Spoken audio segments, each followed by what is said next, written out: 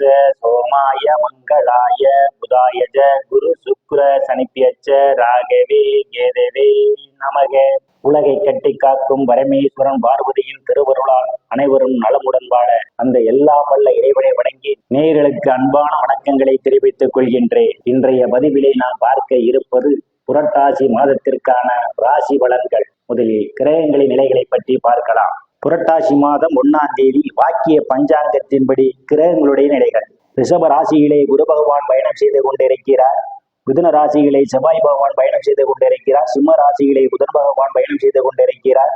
கன்னி ராசியிலே சூரிய பகவான், சுக்கிர பகவான், கேது பகவான் 3 கிரகங்களும் பயணம் செய்து கொண்டிருக்கிறார்கள். கும்ப ராசியிலே சனி பகவான் வக்ர நிலையிலே பயணம் செய்து கொண்டிருக்கிறார். மீன ராசியிலே ராகு பகவான் பயணம் செய்து கொண்டிருக்கிறார். இம்மாதம் 2 கிரகங்கள் இடப்பெயர்ச்சி ஆகின்றன. சிம்ம ராசியில் இருக்கின்ற புதன் பகவான் புரட்டாசி மாதம் 3ஆம் தேதி கன்னி ராசிக்கு இடப்பெயர்ச்சி ஆகிறார்.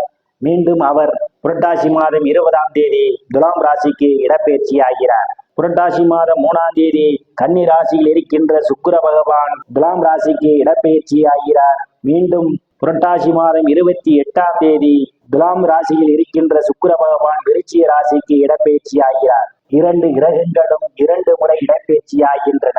நான் கூறக்கூடிய பலன்கள் அனைத்தும் வாக்கிய பஞ்சாங்கத்தின்படி கோச்சார ரீதியான உலக மக்கள் அனைவருக்குமான பொது பலன்கள். உங்களுடைய சுய சாதகத்தில் கிரகங்கள் இருந்த நிலைமையும் தற்போது நடக்கக்கூடிய தசாபுத்தியின் கணக்கில் எடுத்துக்கொண்டு பலன்கள் எடுக்கும் போதுதான் துல்லியமான பலன்களை எடுக்க முடியும். உங்களுக்கு துல்லியமான பலன்கள் நீங்கள் தெரிந்து கொள்ள விரும்பினால் உங்களுடைய பெயர், பிறந்த தேதி, பிறந்த ஊர், பிறந்த நேரம் ஆகியவற்றை எனது வாட்ஸ்அப் எண்ணிற்கு அனுப்பி வைத்து பலன்களை தெரிந்து கொள்ளலாம். உரிய கட்டணம் வாருங்கள், ராசிக்குள் போகலாம். கும்பராசி ராசியிலே சனி பகவான் பயணம் செய்து கொண்டிருப்பதா நீங்கள் செய்யக்கூடிய வழியிலே ஒரு மந்த நிலை ஏற்படும். எந்த ஒரு வேலையை எடுத்துக்கொண்டாலும் அந்த வேலையிலே கூடுதல் கவனம் எடுத்துக்கொள்வது மிகவும் நல்லது. தனம் குடும்ப வாக்குஸ்தானத்திலே ராகு பகவான் பயணம் செய்து கொண்டிருப்பதா பணம் கொடுக்கல் வாங்கலை மிகவும் எச்சரிக்கையாக நடந்து கொள்வது மிகவும் நல்லது. பிறருடன் பேசும் போதும் குடும்பத்தாருடன் பேசும் போதும் எச்சரிக்கை தேவை. உங்கள் பேச்சை உங்களுக்கு விபரீதத்தை ஏற்படுவதற்கான வாய்ப்புகளும் உண்டு. கவனம் தேவை.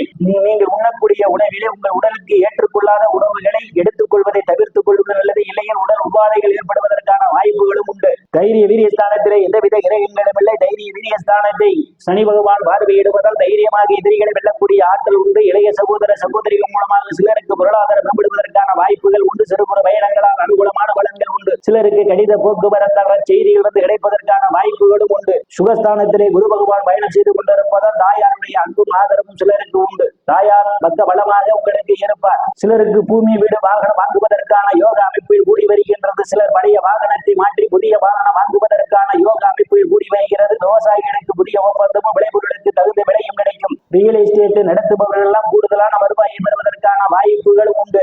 உறவினர்களும் இதுவரை இருந்து வந்த மனக்கசப்புகள் எல்லாம் மாறி நல்ல நட்புணர்வு ஏற்படுவதற்கான ஒரு சூழல் உண்டு. உயர்கல்வி படிக்கக்கூடிய மாணவ மாணவிகள் எல்லாம் படிப்பிலே சிறந்து விளங்குவார்கள். ஆசிரியர்களின் மதிப்பையும் பாராட்டையும் பெறுவதற்கான ஒரு சூழலும் உண்டு. போட்டி பந்தயங்களிலே ஈடுபடக்கூடிய மாணவ மாணவிகள் போட்டித் தேர்விலே வெற்றியினையும் பெறுவதற்கான ஒரு வாய்ப்புகள் உண்டு. புத்திரஸ்தானத்திலே செவ்வாய் பகவான் பயணம் செய்து கொண்டிருப்பதால் புத்திரர்களுடன் அனுசரித்து போவது நல்லது. புத்திரர்கள் உங்கள் பேச்சை கேட்க மாட்டார்கள். காதலர்கள் எச்சரிக்கையுடன் நடந்து கொள்வது மிகவும் நல்லது.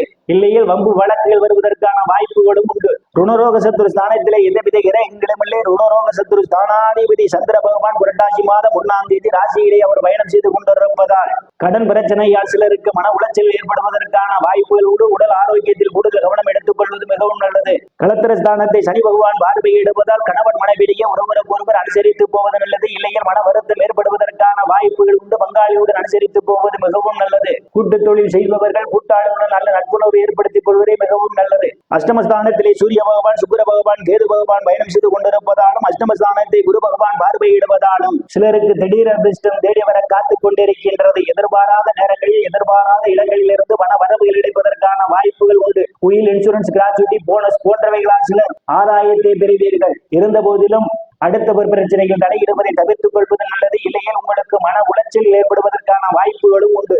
பாக்கியஸ்தானத்திலே எந்தவித கிரகங்களும் இல்லை. பாக்கியஸ்தானாதிபதி சுக்கிர பகவான் புரட்டாசி மாதம் 3ஆம் தேதி பயணம் செய்ய இருப்பதால் தந்தையினுடைய அன்பும் ஆதரவும் சிலருக்கு உண்டு. தந்தை உங்களுக்கு பக்க பலமாக இருப்பார்கள். தந்தை வழி சொத்துக்களில் இதுவரை இருந்து வந்த பிரச்சனைகள் எல்லாம் தீர்வதற்கான வாய்ப்புகளும் உண்டு. சில தர்ம காரியங்களிலே ஈடுபடுவீர்கள். சிலர் புண்ணிய ஸ்தலங்களுக்கு போய் வருவதற்கான ஒரு சூழல் உண்டு. வெளிநாடு செல்வதற்காக முயற்சி செய்து கொண்டிருப்பவர்களுக்கு வெளிநாடு செல்வதற்கான ஒரு சூழல் ஏற்படும். பட்ட மேற்படிப்பு படிக்கக்கூடிய